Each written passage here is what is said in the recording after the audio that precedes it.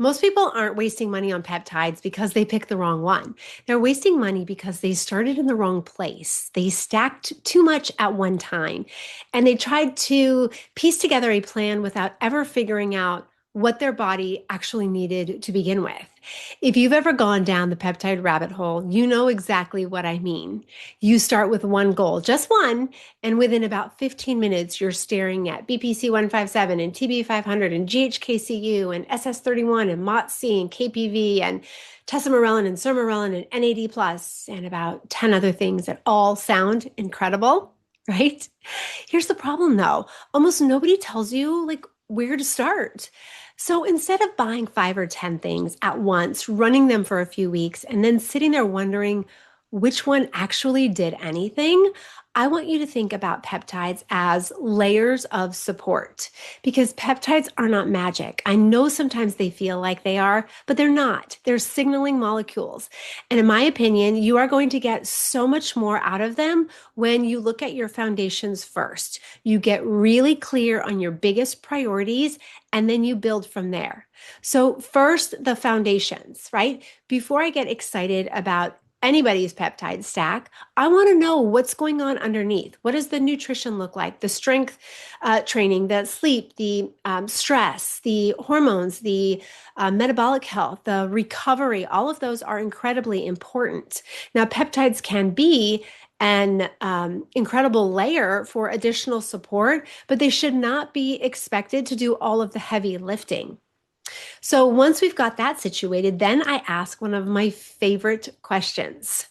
What are the top 2 things that you want to improve most? Not 10 things, just 2. Because once you know the biggest priorities, the roadmap gets so much easier to build. So if weight and metabolic health or systemic inflammation is kind of a big one here, I usually start there. And this is why GLP-based therapies can make so much sense for the right person. And yes, everyone immediately hears GLP and thinks weight loss, but that's only part of the conversation here. Supporting appetite regulation and food noise and insulin sensitivity and metabolic health and inflammation can create improvements that ripple out into so many other areas. So when someone has meaningful weight to lose or significant metabolic dysfunction, improving that terrain first can sometimes improve energy and movement and sleep and joint comfort and just really overall quality of life before we even add an additional layer. That's why I don't always jump straight to energy peptides just because somebody tells me they're tired. Sometimes we need to ask why they're tired in the first place, right? Next, we've got, energy and mitochondria. If metabolic health is improving, but maybe energy still seems a little bit flat, this is where mitochondrial support gets really interesting. SS31 and MOTS-C both come up a lot here, but I think about them very differently.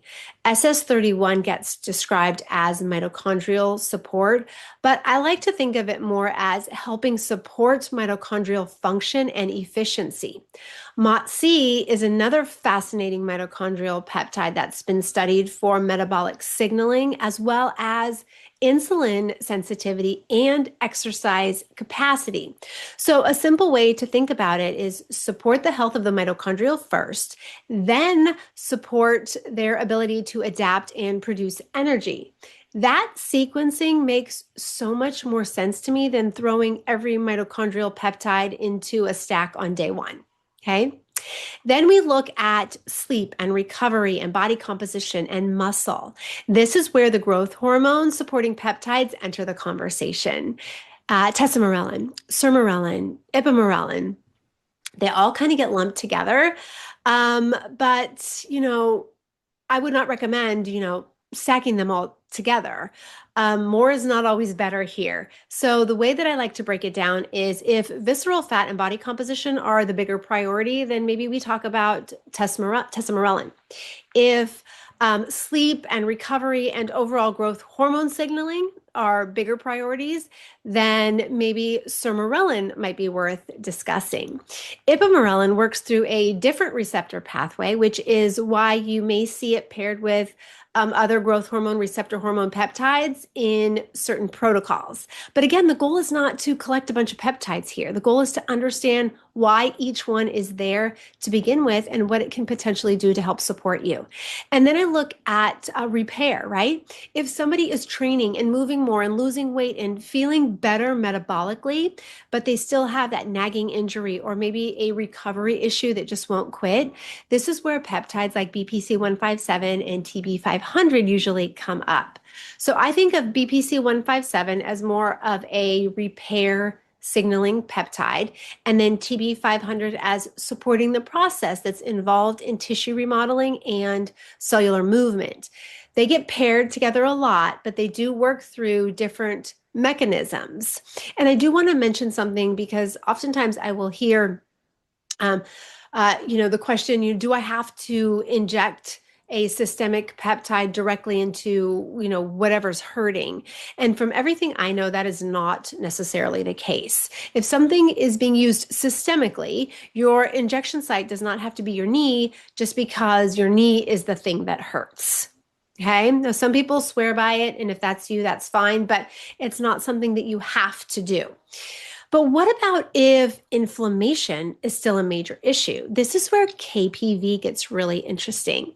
A lot of people only think about KPV for gut support, but its anti-inflammatory properties are a big part of why it's gotten so much attention.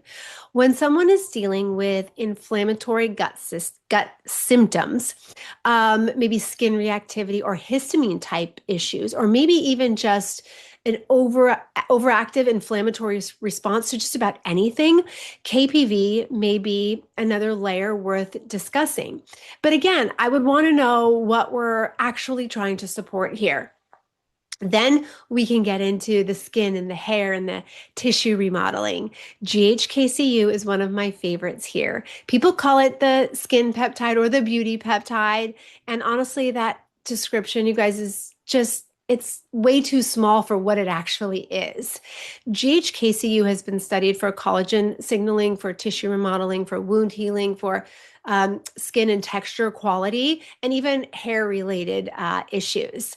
But this is also where blends are commonly discussed. So you've got, a glow stack, which is BPC 157, TB 500, and GHKCU. You add KPV to that, and all of a sudden you've got the close stack, which personally happens to be one of my favorites.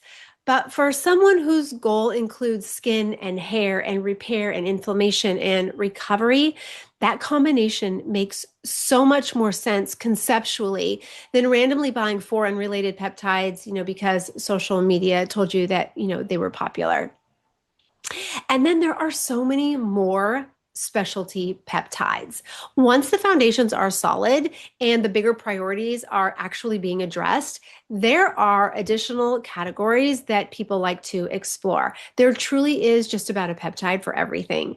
You've got thymosin alpha 1 for immune support. You've got epitalon in the longevity conversation. You've got C-Lank and C-Max for certain neurological or cognitive goals. Even dihexa is part of that discussion. You've got glutathione and NAD plus as additional cellular and oxidative stress support layers. But I'm not going to tell somebody who's brand new to peptides to start by building, this 12 peptide longevity stack. I'm just not going to do it. You need to start with your biggest problem. You need to give your body enough time to respond. And this is huge because peptides are quietly working behind the scenes. You need to bring your patients with peptides. And then I would definitely recommend to track what is changing, because then you can decide whether another layer is actually necessary. Now, the roadmap is the whole point here, and your roadmap may look completely different from mine or from someone else's. One person might start with metabolic health. Someone else might start, or they might, already be, metabolically healthy, and maybe they care more about muscle and recovery. Somebody else might be dealing with an injury. Another one, mostly wants to focus on skin and hair support, which is exactly why I don't love the question, well, Holly, what's the best peptide? Okay, there isn't one.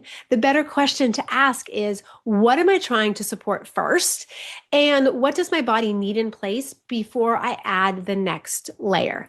That approach is going to save you so much money, and it makes it so much easier to identify what's actually working for you. And it keeps peptide therapy from turning into another expensive wellness trend where you're just throwing everything at your body and hoping that something sticks.